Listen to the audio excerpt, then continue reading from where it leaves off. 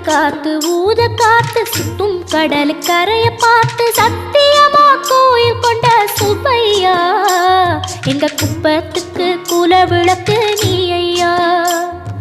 வாட காத்து வீச பார்த்து அலைய எதிர்த்து வலைய போட்டு மீன் பிடிக்கும் தொழில் நடக்குது முத்தையா.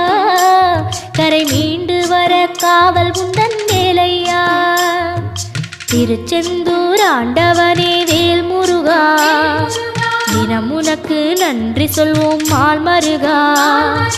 திருவடியில் தவம் இருப்போம் திருமுருகா தீப்பெழுது நலமெனவே வடிவழகா.